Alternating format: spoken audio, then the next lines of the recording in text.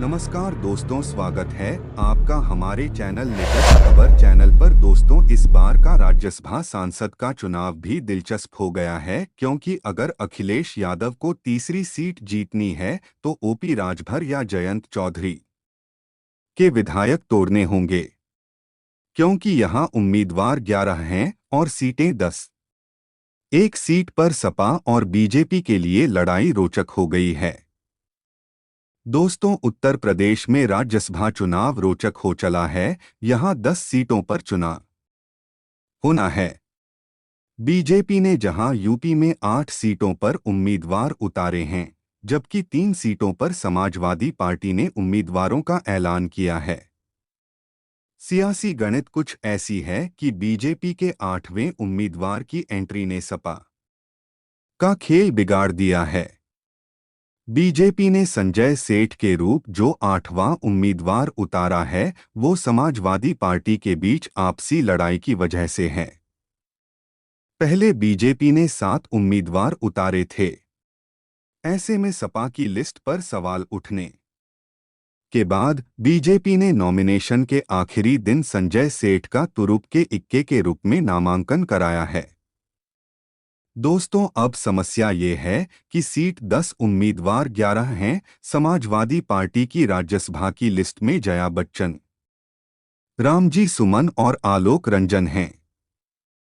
वहीं भारतीय जनता पार्टी के यूपी के उम्मीदवारों में आरपीएन सिंह, चौधरी तेजवीर सिंह, अमरपाल मौर्य, संगीता बलवंत, सुधांशु त्रिवेदी, साधना सिंह, नवीन जैन और संजय सेठ हैं।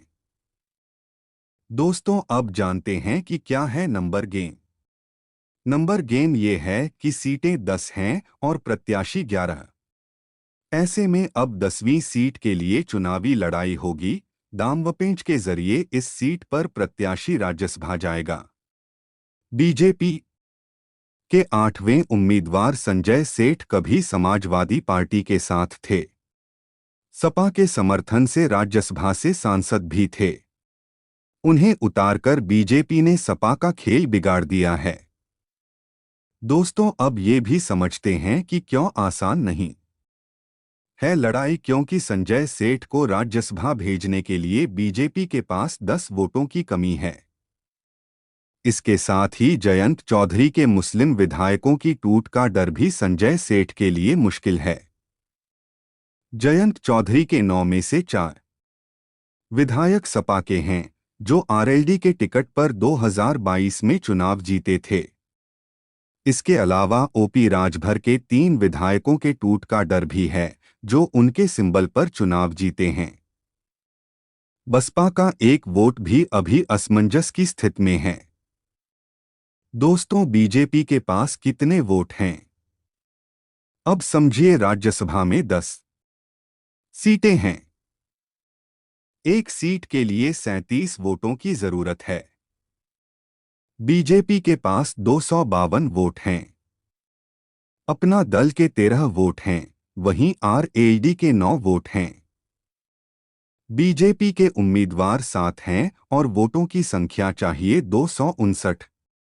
इसके साथ ही निषाद पार्टी के 6 वोट हैं, वहीं सुभाषपा के पास 6 वोट हैं। ये सब मिलाकर 286 का टोटल बनता है। इसका मतलब 8वें उम्मीदवार के लिए बीजेपी के पास 27 वोट हैं, जबकि 37 वोटों की जरूरत है। दोस्तों, सपा के पास कितने वोट हैं ये भी जानते हैं। सपा के पास जेल के विधायकों को मिलाकर 108 वोट हैं। कांग्रेस के 2 वोट हैं। 3 उम्मीदवारों को जिताने के लिए 1 और वोट की जरूरत है।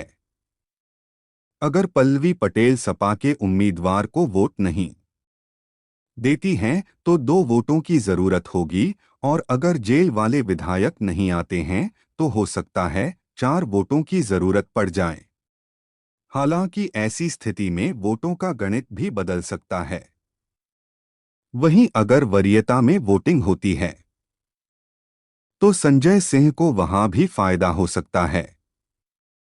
धन्यवाद दोस्तों, कृपया कमेंट करके अपनी राय जरूर दें और चैनल को सब्सक्राइब करें।